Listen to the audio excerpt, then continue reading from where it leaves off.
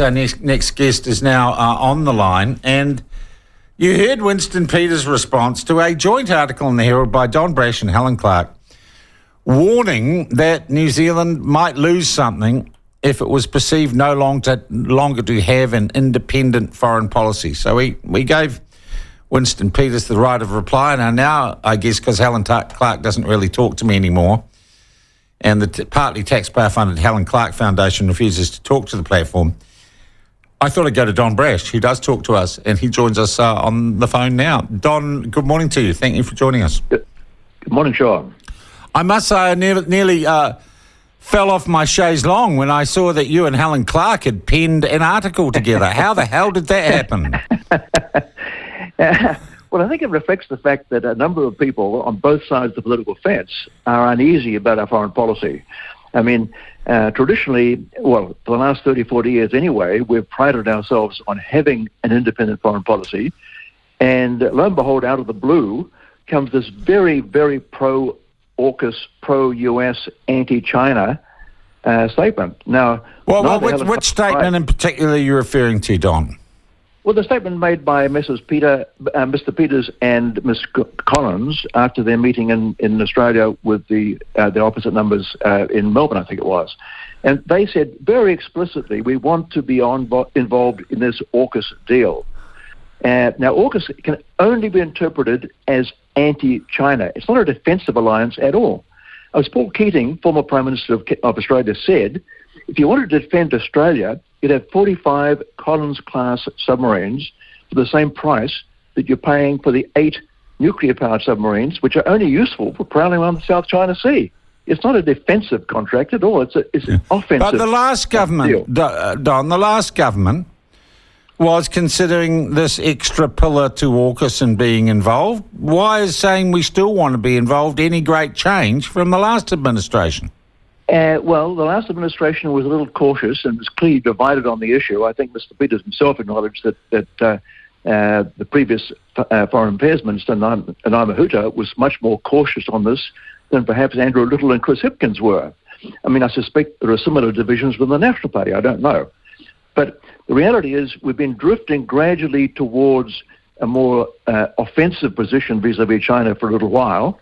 But the last thing we need is to have the new government come out as aggressively as they have done against our largest single trading partner. Hang on, Don. What is aggressive of saying we are going to stay friends with our old friends and our best friends?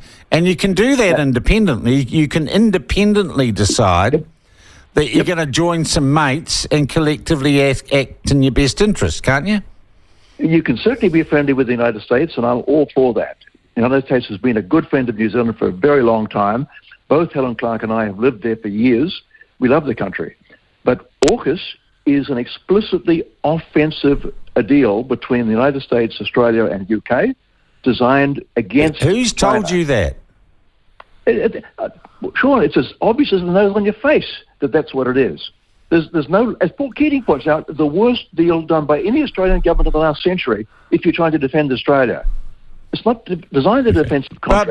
But you buy into the idea that Australia needs defending, that China itself is offensive and expansionist in our part of the world. Well, I haven't bought into that argument at all. If you look at where the troops are, American troops are all around China's eastern seaboard, all around them.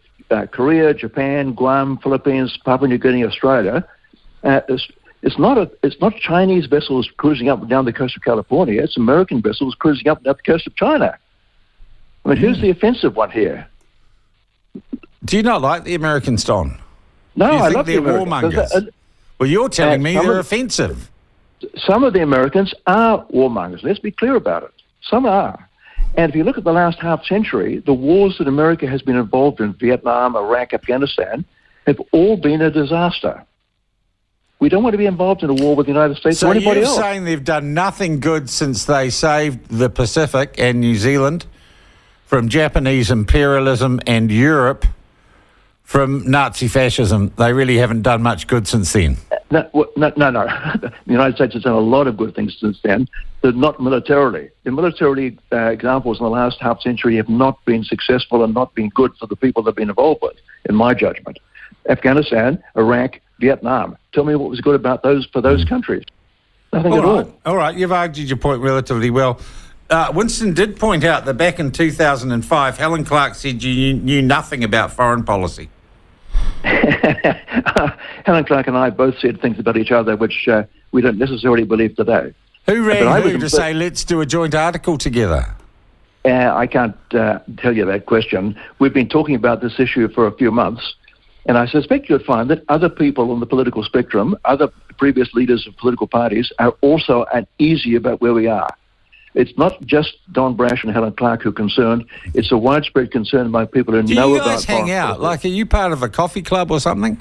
No, no. I haven't actually met Helen Clark face-to-face for, I don't know, a decade or more. Are you on a chat group or something on 4chan or... I mean... No. Listen, let me say that I'm impressed by the fact that Mr. Peters felt it important to stress the fact that New Zealand does have an independent foreign policy. Yeah. The evidence of the last 10 days is that we did not have. But I'm pleased to know that he regards that as an important thing. So let's maintain that independent foreign policy, and let's not get involved in AUKUS. Well, or we can say AUKUS is good for us and we independently decide we are going to get involved. Well, you might say that, but I'm not sure how you can possibly justify it as a defensive deal for New Zealand. All right. It just does not make sense. Well, I guess that's up to the government of the day to put to the people and see what the people think. Look, we had, as part this morning, Dr. Brash, of our conversation with Winston Peters, we discussed that remarkable poll result regarding ACT going up over the period of time where it was constantly portrayed as racist around the Treaty of Waitangi.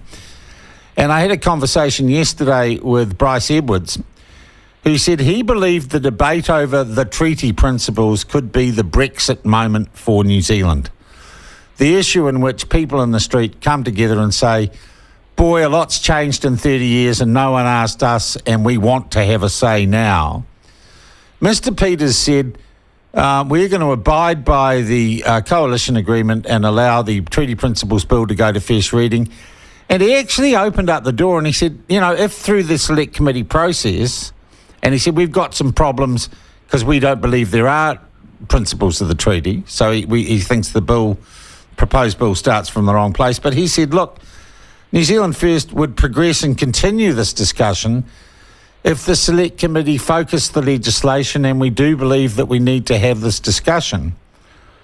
Do you think that, firstly, the principle and the treaty issue is one that could become the Brexit for New Zealand?